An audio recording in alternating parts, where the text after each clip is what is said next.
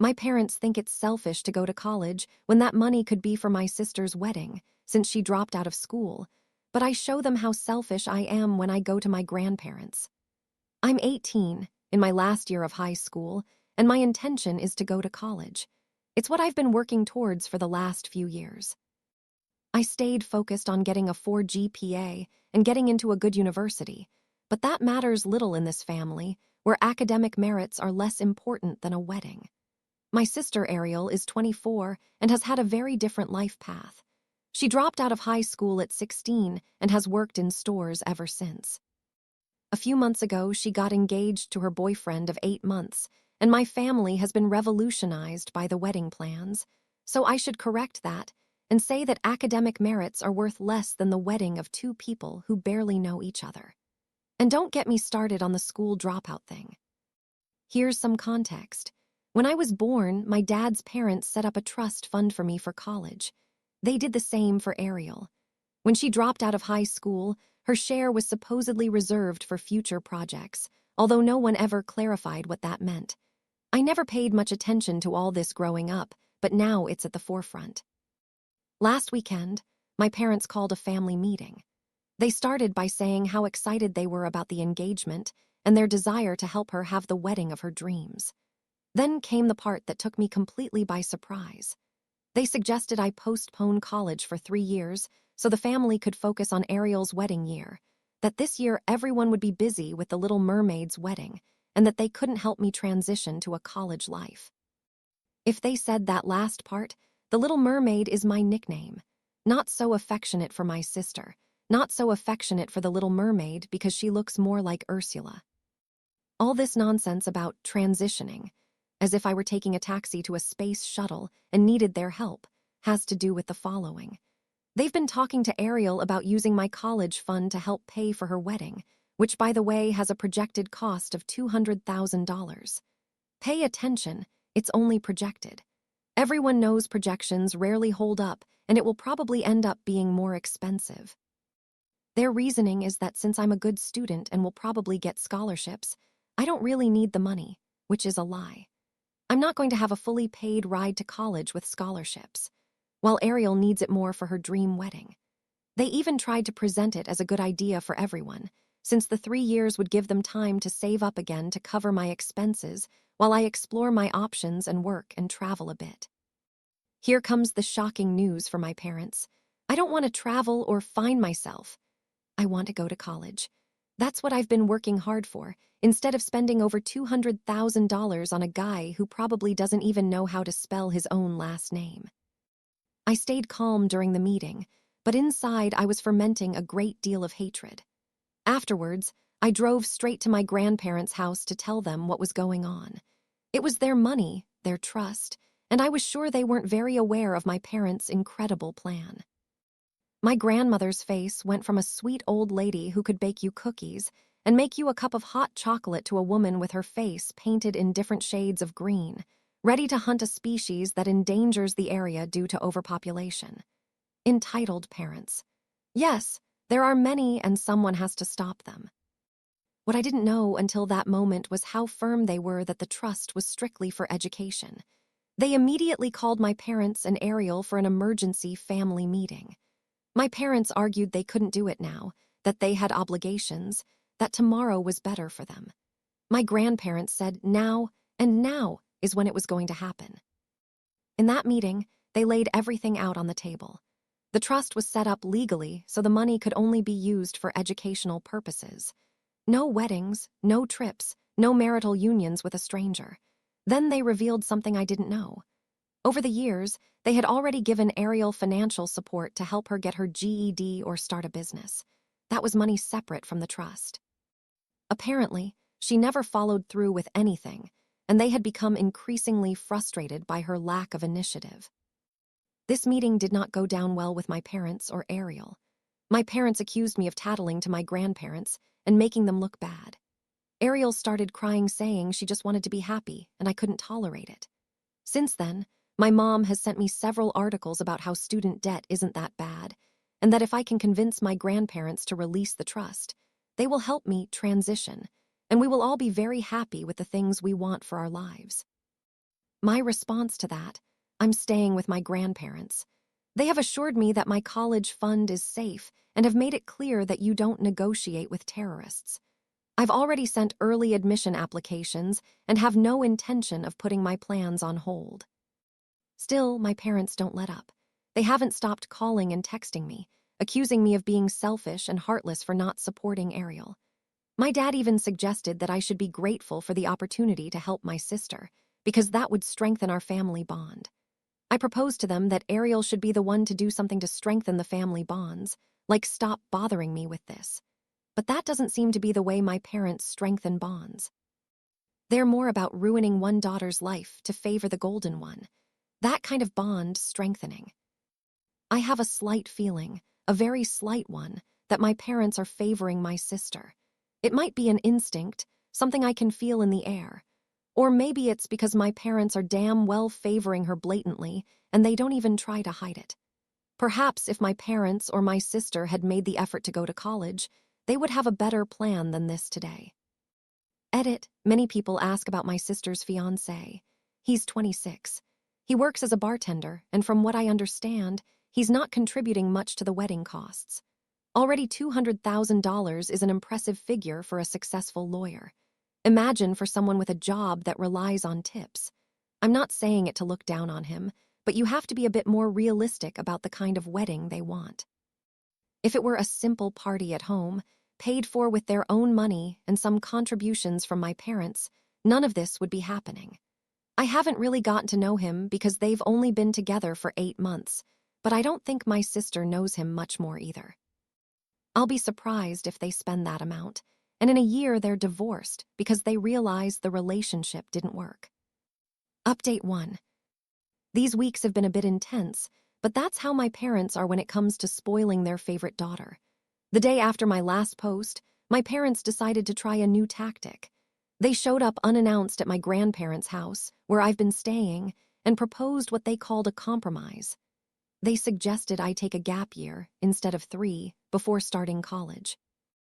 During that time, they wanted me to help plan Ariel's wedding, which, according to them, would bring the family closer and leave behind all this turmoil we're experiencing. In return, they said they would allow me to keep half of my college fund, and the other half would go to Ariel's wedding, who would also reach a compromise by accepting this. I imagine this compromise and how hard it must be for the little mermaid, not being able to serve caviar to the guests. My grandmother, who was alone because my grandfather was out, shot down that idea before I could even respond. She told my parents bluntly that the college fund was strictly for education, and no matter how many compromises there were, the answer was no. My parents left angry, muttering that I was ungrateful and that my grandparents were meddling in things they didn't understand. I imagine them arriving at my grandparents' house very happy, thinking this new plan was going to work, and then leaving with their heads down after seeing in a few seconds that it didn't. Shortly after this incident, my acceptance letters started arriving. When I got the notification from my first choice, a top university with an incredible pre-med program, I was overjoyed. My grandparents were just as excited and asked if they could share the news on Facebook. I gave them the green light, thinking it was a harmless way to celebrate. Unfortunately, that post unleashed a storm at my parents' house. Ariel saw the post and had a complete narcissistic meltdown where everything revolved around her. It was a poor me monologue that she can't have anything good in life, claiming that I've always been the favorite daughter who gets everything. Before you attack my grandparents for using social media to feel proud of their granddaughter, let me tell you that this ended up being a good thing. Ariel's meltdown revealed more than she probably intended. If you removed all the IS from the text, which were 70% of it, there were interesting things. In her post, she mentioned that she and her fiancé, whom the comments call Eric because of the movie, had already booked several high-end wedding vendors and venues, leaving substantial deposits they couldn't afford. They did that assuming they would have access to my college fund. I later found out that my parents had encouraged that, reassuring Ariel and her fiancé that the money was practically theirs because they were working on getting it. When my grandparents found out, they were furious. They called another family meeting to address the situation. My parents made excuses again until my grandparents said now. they wanted to be face to face, to feel each other's breath when they said that Ariel's trust would be dissolved and the money used for something more important. I don't know what exactly, but given that Ariel isn't studying, finally, there was no reason to keep it. As a result, Ariel's wedding is now on hold, although she still blames me for everything. There's also a fight going on between my family and the fiancé's family. The reasons are that they seem to feel as entitled as my parents, and therefore think the bride's parents should handle the heaviest part, financially speaking. And my parents would want that, but they can't and are looking for a way to make them pay for something. They can't either, so it's a battle of entitled people. Good things have come out of this mess. For starters, I officially accepted my spot at the university, and I'm working with their financial aid office to get everything in order. My grandparents are handling all the trust documentation, making sure it's used exclusively for my education. Furthermore, several aunts and uncles have contacted me to offer support after learning the full story. They've been understanding and have even offered to help with whatever I need as I prepare for college. I'm going to ask them if they can help me with how to transition, or at least explain to me what that means. I know what the word means, but I don't think my parents know or how they are applying it. As for my parents, they are now racking their brains to deal with the deposits Ariel lost when the wedding plans fell apart. From what I've heard, they are trying to scale the wedding down to something more manageable, but it will have to be scaled down a lot. I don't think my parents are in a position to spend $200,000 on the wedding, because even with the trusts, they weren't going to be able to spend over $200,000. Edit, I don't know if there's a Sebastian in my sister's life like the crab from the movie. Arguably, she had a cat that would fulfill that role, but she ended up abandoning it over time because she got bored of having one. I had to take care of it until it died of old age at the tender and furry age of 16. It was adopted when it was somewhat older. It slept and ate a lot, but I don't remember it starting to sing and initiate musicals under the sea. Update 2. For those expecting to attend a big, beautiful, and sumptuous, I wanted to use that word, wedding, I bring bad news. The wedding of the year has been officially canceled. It's not postponed, it's completely off the table, put to sleep, buried 6 feet under. The series of events that led to this decision still feels surreal, but looking back, it seems inevitable given how everything was unraveling. It all started when Ariel's fiancé's family started digging deeper after the trust fiasco. Understandably, they were alarmed to discover my parents' failed attempts to redirect my college fund towards the wedding. That initial concern led them to ask more questions, and what they uncovered turned out to be a chain of half-truths and outright lies. Ariel had painted a rosy picture of herself as a small business owner, which turned out to be her very brief attempt at selling products for a multi-level marketing company. She also claimed to have some college education, but in reality, she hadn't even finished high school. And here I was thinking her fiancé's family was like my parents. When they confronted her about these inconsistencies, instead of coming clean, Ariel panicked. She doubled down on her lies, weaving even more elaborate stories to cover her tracks. Naturally, that only raised more red flags for her fiancé and his family. The situation escalated until her fiancé realized he didn't really know the person he was about to marry. It took him a little while, apparently. Being with her for only 8 months wasn't enough to know that he didn't know her well enough. Who would have thought?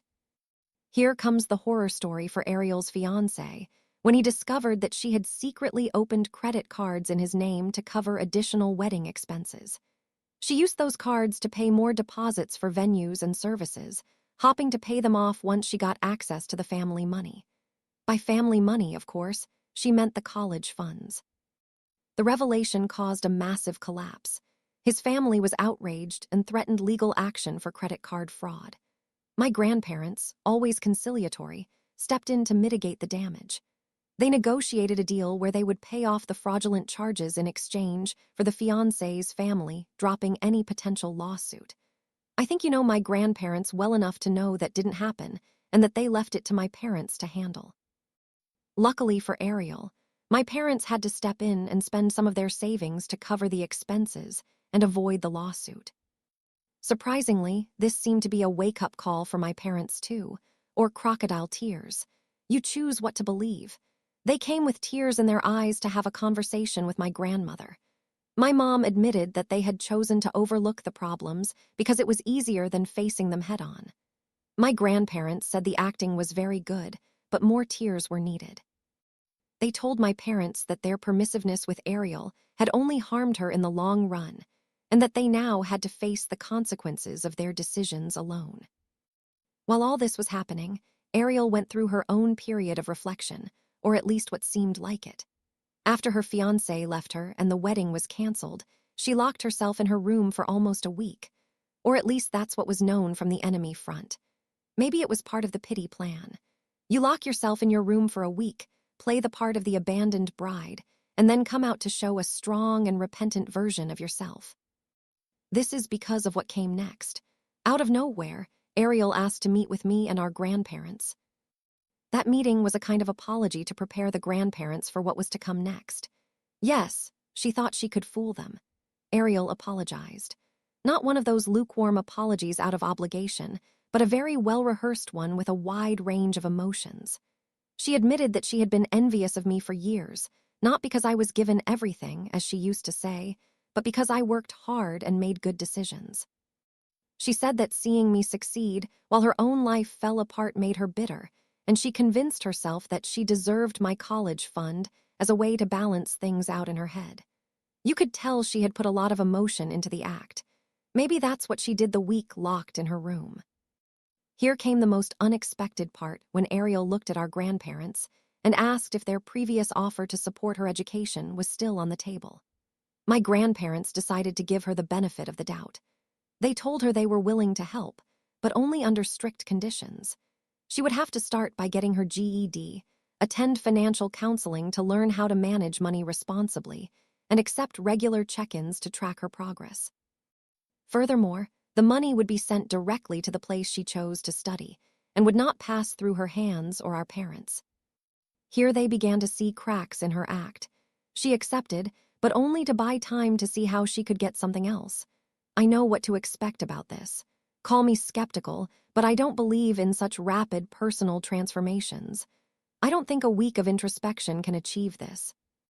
As for me, things are moving in a positive direction. My college plans are full steam ahead, and I'm preparing to move into the dorms early to participate in the summer program for new pre-med students. My grandparents have been the best at transitioning.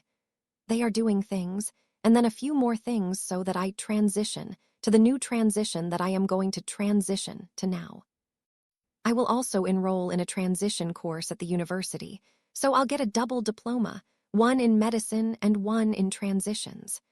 No jokes, my grandparents are involved in this. And for those trying to explain to me that transitioning is a real thing, I know, as I've said before. It's just that my parents used this term to give it a very important meaning, when, like many, they just had to drive me to college, something anyone could do. Every year thousands of teenagers go to college and don't need a spiritual guide to do it. I will attend without having repaired the bonds with my family because I don't think it's worth it. I'm an adult now and I don't need to live with them, plus I firmly believe that doing so would be a terrible idea. These people are not going to change because they've now seen the light. They will lick their wounds and go back to being the same entitled people in a week, maybe 3 days. In 5 years, if they are really committed, it might be an option, but today it's more likely to see a flying cow than my parents and my sister being reasonable people. Maybe I'm wrong, but I know these entitled people. Update 3. A few months have passed since my last update, and I promised to tell you how everything turned out. As I finish my first semester of college, I can genuinely say it has been an incredible experience. The pre-med program is as demanding as I expected, but it's exactly what I wanted. I've thrown myself into the courses, learning more than I imagined, and I'm enjoying every second. Furthermore, I've been lucky to make great friends who share my passions and ambitions. College life has kept me too busy to make updates or tell you anything new. It's not like too much has happened to tell you about anyway. One of the highlights has been getting involved in research with one of my professors. The work is fascinating and has given me a glimpse into the kind of career I aspire to. Family weekend was another highlight of the semester. My grandparents came to visit, and this time as civilians with baked cookies and such. It's good to have grandparents so multifaceted that they can be sweet and adorable, but at the same time switch to weaponizing in seconds. They loved that I took them for a walk around campus and introduced them to my friends. They didn't have that experience with my father, so I gave them the parent treatment when they visited. Now let's talk about Ariel and my parents. If you had told me a year ago where she would be today, I would have believed you. Not only did she do the GED program, as our grandparents asked, but she already found herself another man. I think they've been together for 5 months, which is why I hear wedding bells on the horizon. She's not engaged yet, but I can imagine it in the near future. I hope they've learned from their mistakes and don't expect my grandparents to cover their expenses this time. It could happen, since man is the only animal that trips twice over the same stone. True to their word, our grandparents haven't given her any money. I haven't spoken to her in months. I think since the last time she came to our grandparents' house. But with her broadcasting her whole life on social media, even though I don't follow her, it's not hard to find out something. The Kardashians have come and gone, and they say she has a problem with meditative exposure and social media, which is a lot. It's also a lot that she's been in a relationship for 5 months and isn't already making deposits for a wedding. I also haven't been in contact with my parents, which I find amusing on the part of some commenters. They think this is a sad ending for me because I've lost parents and a sister.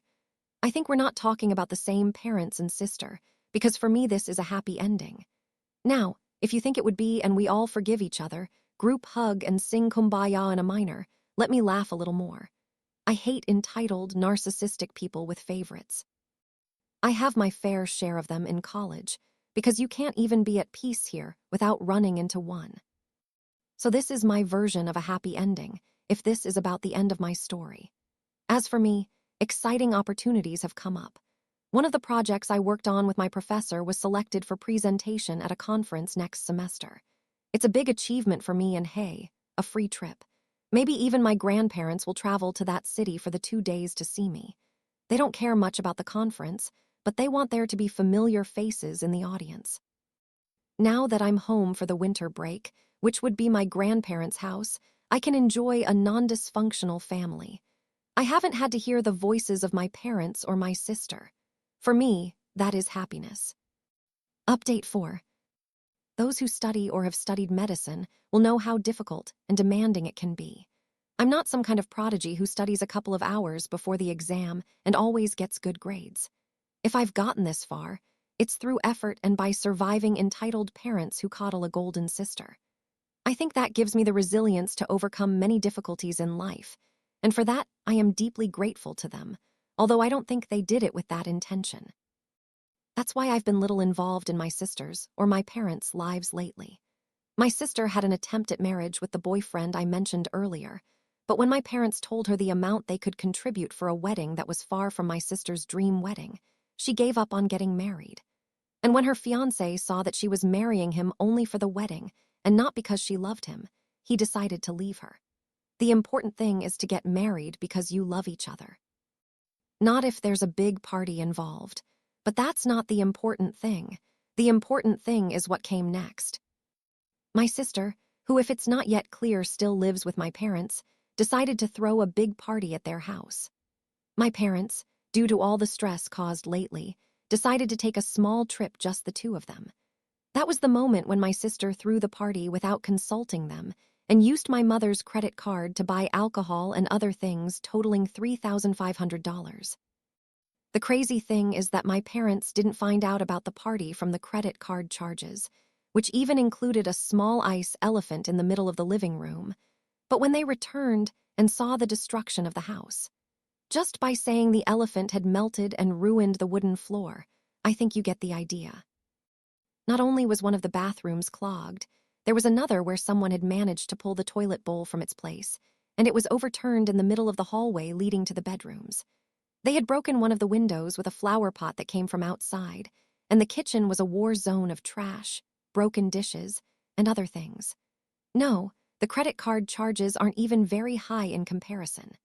The damage to the house was close to $15,000. You have to replace all the destroyed things, paint some walls, repair a floor and some windows, and probably disinfect both bathrooms. I can't deny that my sister's party must have been the event of the year. Good thing it wasn't my house. I don't know who she invited to the party, a demolition crew, which I discovered after. For 2 weeks of seeing how they resolved this, my parents went to my grandparents for financial help. They had also spent a good amount of money on their mini vacation, from which they returned even more stressed. And my grandparents, being the mean people they are, caused them more stress by telling them they weren't going to pay for any of that. Not only did they refuse to pay, they were dying of laughter at letting Ariel destroy the house like that. They asked for photos, and my parents, in an attempt to move them, showed them only for my grandparents to laugh more. My grandfather asked them to send the photos to his phone, but my parents weren't going to fall for that twice. Unfortunately, I haven't been able to see the photos and can only content myself with my grandparents' word. They told me, "Imagine the worst scene after a party. Now imagine worse than that." I believe it because my sister has been radio silent on social media for a while. My parents, until they spoke with my grandparents, hadn't made a decision about my sister, but they must have a limit to her nonsense. If she were my daughter, I'd be throwing her out of my house and suing her until she had no eyelashes left. But that's me, who doesn't have a toxic relationship with her. My grandparents think the same. Speaking of them, they attended the conference, and it was good to see their faces in the audience. I think they didn't understand a word I said, but they did it because they are proud of me and love me. If I didn't know better, I think I'd throw a party with an ice animal in the middle of the living room to show them my love. Luckily for my grandparents, I've developed certain mechanisms to know that that is not a healthy way to show them my love. Edit, yes, a Little Mermaid would have been more fitting for my sister. If my thank you party for my grandparents were a reality, you can be sure there would be one. And with a talking crab. Update 5. I want to give you a final update because many have been speculating about what my parents would do with my sister after she caused them nearly $15,000 in expenses. It's actually closer to $18,000, but I don't think that makes my parents feel any better. It's not 20, it's 15. Our life is much better than we imagine. My parents kicked my sister out of the house and demanded the money from her to make all the repairs. They've had to take out a second mortgage to pay for the repairs, and the credit card interest has been piling up. She will have to take care of all that, or at least my parents have the hope that she will. Ariel has a low-paying job and now has to pay for a bunch of things, wherever she's living. Unfortunately for me, her radio silence on social media only means turning off the gossip tap. Either way, whether she pays or not, it's going to take a long time. I can't imagine making a monthly update saying whether she paid that month or not. Maybe in 45 years, when my father has a beard down to his feet and my mother does too, because that's how I imagine them, and my sister is a little elderly mermaid, I can make a conclusion where I say, my sister paid the last cent of the party when she was in her 20s. But it's likely that she won't pay, that my parents forgive her the debt. And in the meantime, there's an alliance between robots and artificial intelligence, and we've all died. Either way, I say goodbye. Maybe we'll see each other again in the trenches of that war against the robots. Or in some other one, the war against entitled people is not yet won.